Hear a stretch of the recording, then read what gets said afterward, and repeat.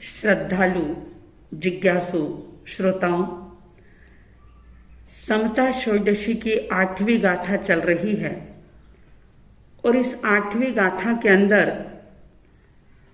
बहुत ही गहरी बात बताई ज्ञानियों ने और ये कह दिया, दया करो पहले अपने पर, आराधन से नहीं डिगो, कुछ विकल्प यदि आवे तो भी संबोधन समतामय हो,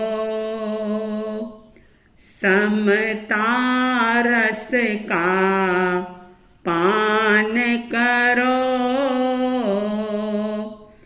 अनुभव रस का पान करो, शांत रहो, शांत रहो, सहज सदा ही शांत रहो, शांत रहो, शांत रहो, सहज सदा ही शांत रहो। इस गाथा का पहला चरण दया करो पहले अपने पर, इसकी बात हम कर चुके हैं। आइए आज हम इसके दूसरे चरण को देखते हैं, जिसमें पंडित रविंद्र जी आत्मन ये बात कह रहे हैं कि आराधन से नहीं डिगो। आराधना करने का, साधना करने का, धर्म ध्यान करने का कोई भी आत्मिक साधना करने का अगर अवसर मिले या ना भी मिले तो साधना आराधना करने से कभी भी विचलित मत हो। अगर साधना करते हुए, आराधना करते हुए कोई मुश्किल आ गई, कोई अंतराय आ गई, कोई कष्ट या उपसर्ग या परीक्षा आ गया तो उसकी तरफ ध्यान मत दो, उससे विचलित मत हो, बल्कि इस अनमोल जीवन में और सभी प्रकार की अनुकूलताओं को प्राप्त करके धर्म ध्यान करने से, साधना और आराधना करने से कभी भी चूको मत। अक्सर होता क्या है, कई लोग ये कहते हैं कि साधना आराधना करने का मन तो बहुत है, चाहते तो बहुत हैं कि हम धार्मिक साधना करें, अपनी आत्मा की शुद्धि करें, लेकिन क्या करें, समय नहीं मिलता, फुर्सत ही नहीं मिलती। मन तो बड़ा होता है लेकिन टाइम नहीं मिल पाता। मैं उन लोगों से एक सवाल करती हूँ कि जैसे खाने की इच्छा अगर पैदा हो गई तो व्यक्ति खाए बिना रहता नहीं। उसे पता चले कि अमुक जगह की अमुक चीज फेमस है और अगर उसने एक बार उसका टेस्ट किया तो बार बार उसी जगह पर जाकर के वो चीज खाएगा। क्यों? क्योंकि उसकी इच्छा प्रबल है। खाने की इच्छा होते ही व्यक्ति खा लेता है। अगर उसका मन करे, उसकी इच्छा हुई कि मुझे आराम करना है, तो चाहे जितना भी काम हो, चाहे कुछ भी हो, अगर प्रबल इच्छा हो गई तो व्यक्ति आराम भी कर लेता है। अब देखिए, हर इच्छा को व्यक्ति पूरी करने की कोशिश करता है। अगर उसकी इच्छा हो गई कि मुझे मॉल में जाकर के खरीदी करना है तो वो कर लेता है। जो उसका मन होता है लगभग अपनी उन इच्छाओं को पूरी करने की व्यक्ति कोशिश करता है।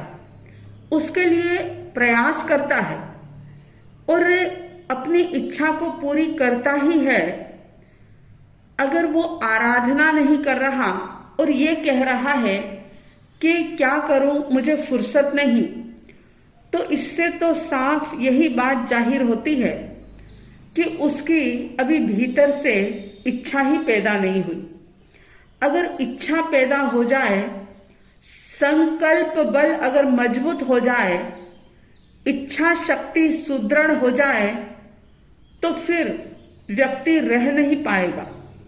जैसे अगर एक बच्चे ने ठान लिया कि मुझे डॉक्टर बनना है, तो फिर वो सभी प्रकार के पुरुषार्थ करता है, घर परिवार की सुख सुविधाओं को छोड़ता है, माता पिता परिजनों को छोड़ता है, दूर कहीं हॉस्टल में रहता है, जहां उसे कोई सुविधा भी ना मिले, उसे खाने पीने की भी बराबर व्यवस्था जहां ना हो, वो उस तरफ ध्यान नहीं देता।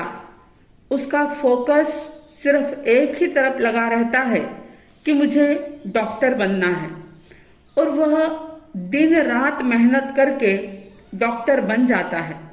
यानी जो व्यक्ति अपना लक्ष्य बना लेता है और फिर उस लक्ष्य के मुताबिक वो उसी मार्ग पर आगे बढ़ता है, तो जरूर अपने लक्ष्य को प्राप्त कर सकता है।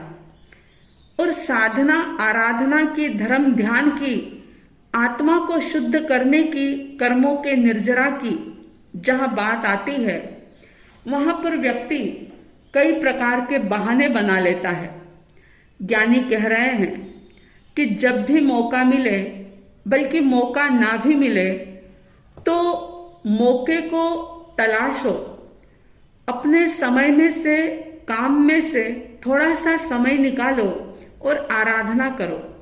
और उस आराधना को करते हुए अगर कोई भी मुश्किल आ जाए तो भी उससे विचलित ना हो। आराधन से नहीं डिगो, डोलायमान मत हो, विचलित मत हो, उस साधना के मार्ग को छोड़ो मत, बल्कि उन महापुरुषों को याद करो कि जिनके जीवन में साधना करते हुए ऐसे ऐसे कष्ट आए, जिनको सुनने मात्र से ही हमारे रोंगटे खड़े हो जाते हैं।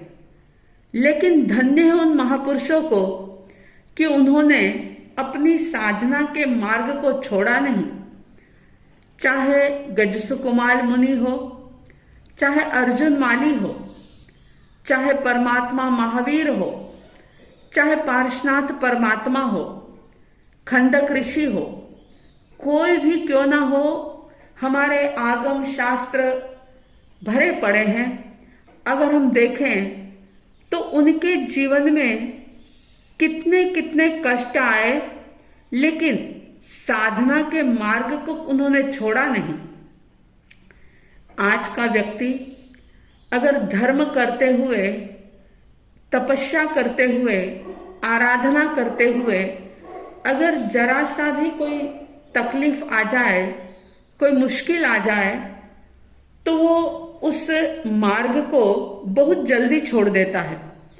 जरा सा भी उसे संकोच नहीं होता।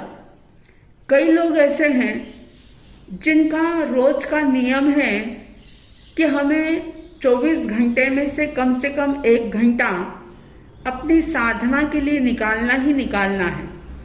और फिर उस 1 घंटे में चाहे वो मंदिर जाकर के पूजा करे, चाहे वो सामायिक करे, चाहे स्वाध्याय करे, या अन्य कोई पाठ जाप करे, नवकार मंत्र का स्मरण करे, जाप करे, मगर अगर थोड़ी सी भी प्रतिकूल परिस्थिति पैदा हो गई, जरा सी सर्दी खांसी हो गई, बुखार आ गया, या घर परिवार में कोई शादी विवाह का प्रसंग आ गया, घर में कोई मेहमान आ गया, ईमानदारी से सोचना कि आपका दूसरा कोई काम नहीं रुकता।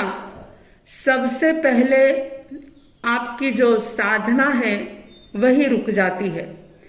सिर्फ 24 घंटे में से 1 घंटे का समय आप निकालते हैं, लेकिन जरा सा कुछ हो गया तो सबसे पहले वो 1 घंटा जो खुद के लिए था, जो खुद की साधना के लिए था, वो साधना ही नहीं हो पाती। बाकी दुनिया के सारे प्रपंच, सारे काम, सारे झमेले आप निपटा लेते हैं। विचार कीजिए कि ये जो झमेले हैं, ये जो दुनियादारी के प्रपंच हैं, ये तो कभी पूरे हो ही नहीं सकते। मैं अक्सर कहा करती हूं कि अगर रात के समय में भी आप विश्राम ना करें और कोई व्यक्ति ये सोचे कि मुझे बहुत काम है, 24 घंटे भी वो अगर काम में लगा रहे तो उसके काम तो कभी पूरे नहीं हो सकते। ज्ञानी कह रहे हैं कि खुद की दया करो और आराधना से कभी विचलित मत हो। अपने आप से ये सवाल करो कि मेरे पास खाने के लिए समय है, पीने के लिए समय है, सोने के लिए समय है, नहाने धोने के लिए समय है, सब चीजों के लिए मेरे पास समय है, तो भला धर्म साधना करने के लिए, आराधना करने के लिए मेरे पास समय क्यों नहीं है? ये तो व्यक्ति का अपना प्रमाद, उसके अपने बहाने, और साफ शब्दों में अगर कहूं तो अभी भीतर से इच्छा ही पैदा नहीं हुई। जहां इच्छा होती है वहां अपनी इच्छा को व्यक्ति हर हालत में पूरी करने का प्रयास तो कर ही लेता है। और साधना करते हुए ऐसा होता है कि जरा सा कोई विपरीत प्रसंग आया कि व्यक्ति को बहाना मिल गया, घर में कोई बीमार हो गया इसलिए सामायिक नहीं कर पाए, कोई मेहमान आ गए इसलिए हम पूजा पाठ नहीं कर पाए, कुछ ऐसा कोई प्रसंग हो गया, मूड खराब हो गया, किसी से झगड़ा हो गया, देर से उठ गए तो हम ये सब काम नहीं कर पाए। आप सोचो तो सही कि अगर आप देरी से भी उठते हैं तो भी कौन सा काम आपका बाकी रहता है? आप सारे ही काम निपटाते हैं। तो भला आराधना से, साधना से आप विचलित क्यों होते हैं? ज्ञानी कह रहे हैं, दया करो पहले अपने पर, आराधन से नहीं डिगो,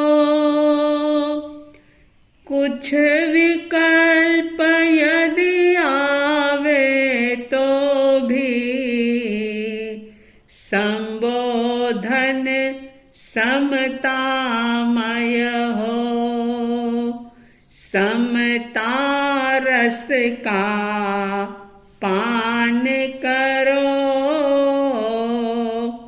अनुभव रस का पान करो, शांत रहो, शांत रहो, सहज सदा ही शांत रहो।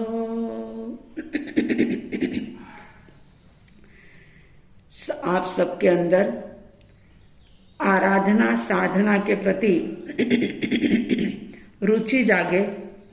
जीवन में कैसा भी प्रसंग आ जाए, आप अपने स्वयं पर दया करते हुए आराधना से कभी विचलित ना हो, ऐसी साध्वी द्वय की तरफ से आप सबके लिए हार्दिक हार्दिक शुभ मंगल भावनाओं के साथ जय प्रभु महावीर, जय गुरु आनंद।